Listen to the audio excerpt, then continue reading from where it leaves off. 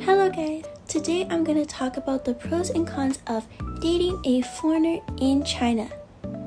As a Chinese, I thought this would be pretty interesting because as a foreigner myself dating a Chinese, I get tons of questions about my relationship, how we met, how it even functions, and I also see lots of people online like to watch international couple videos. So I thought I would give you more of a behind the scenes look and let you know the reality of the relationship because there is definitely some good parts and there's definitely some parts that are really hard. Okay, now let's get into the cons. The biggest con is probably visa and just any process involving 身份证 is gonna be hell. Okay, the visa is already hard enough. Sometimes visas take months to get them and have so many complicated steps, and even the government workers cannot really explain how to do all the steps. You have to figure it out by yourself. Some of the stuff that I had to do to get a visa was, one, I had to get a body check, which involved me going to a Chinese hospital, drawing blood, checking my belly, checking my bones, x-ray.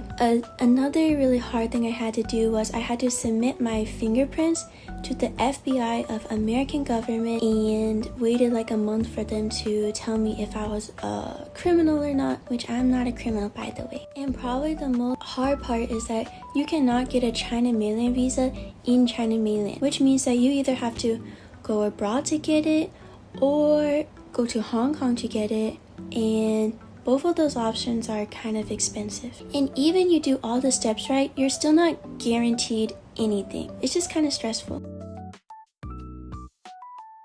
Besides just the visa, any process is actually a lot harder. Bank accounts, SIM card, and like me, I take prescription medicine from America and it's not available in China, so it was really hard to figure out a way to mail it from America to China, and it's really hard to get a green card or anything like that.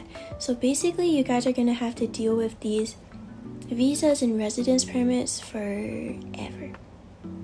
Okay, my next rant is about renting an apartment. So I wanted to rent an apartment with my boyfriend in Guangzhou, Tianhe district, really close to the city center. I was thinking, no problem, Guangzhou is an international city, we're really close to the city center.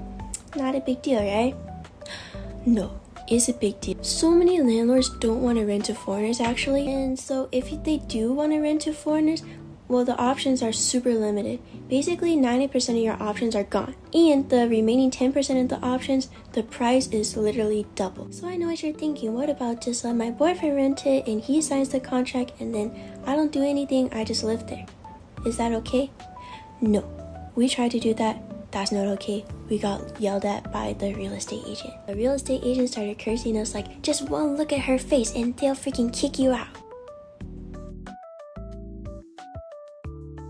And then we finally did found a landlord in a fairly decent price apartment to rent, and we were super excited. We went to the office, we got all the money, we got all our files, and that freaking landlord bailed on us, stood us up, ghosted us. And we asked, what's the reason? And that landlord said, because your girlfriend is American and I don't want to get involved in American government business, so no.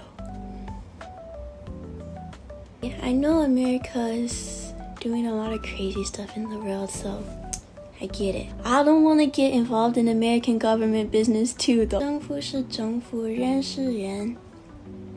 Just a bad luck. So eventually we did rent an apartment, but it was double the price and we were really sad about that. I don't know if this is just a problem in Guangzhou. Let me guys know if you experience this problem too. Along with renting an apartment, some B&Bs don't allow foreigners too, so you gotta check that extra carefully.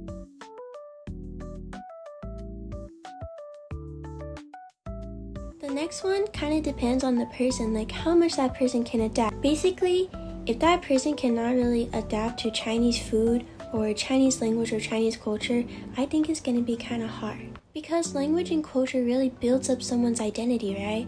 I met some foreigners in Guangzhou who have been living in China for over 10 or 15 years and they still cannot eat any Chinese food, and they have Chinese partners themselves. I was thinking, how do you guys survive by eating so many different foods? One of my favorite activities to do with my boyfriend is to eat some midnight snacks. Also, it's just a lot more better if that person can speak a little bit of that language so that you guys can understand some more inside jokes, laugh with each other, watch movies or animes together more comfortably. The next one is that because you guys grew up in different backgrounds, there is probably going to be a big difference in how you guys approach problems, which can cause some, you will have to patiently explain more of your way of thinking behind every little thing. The next one is that one person will always need to miss their family or home country.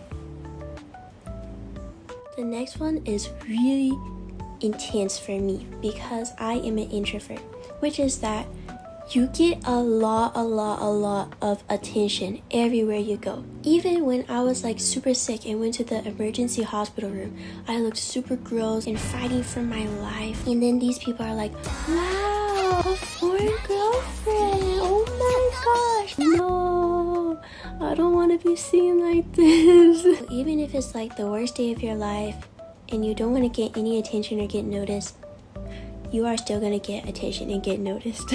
I have to learn to just laugh it off and go with it. And now I try to see it more as a positive, oh, these people really are curious about us and interested in us and think it's really cool, so that's why they're asking, right?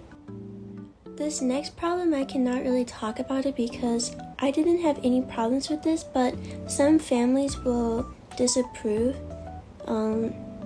Me and my boyfriend's family all approve, so it's not a big deal for us. But I did hear about sometimes some families have a little bit of disapproval.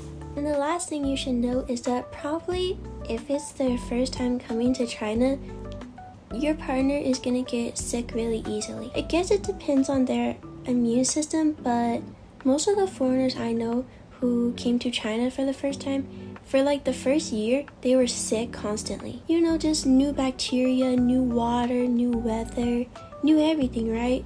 But after building up their immune system, it should be a lot better. Yeah, so plan on a lot of hospital visits the first time. And also, it was my first time ever to do an IV because in America, IVs are really expensive. That's not even an option for us.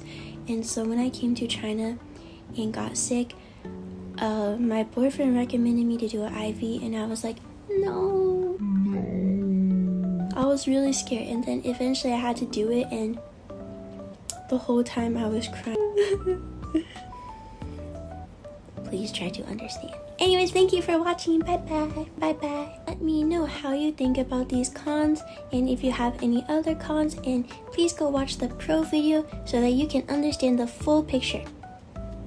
Bye bye.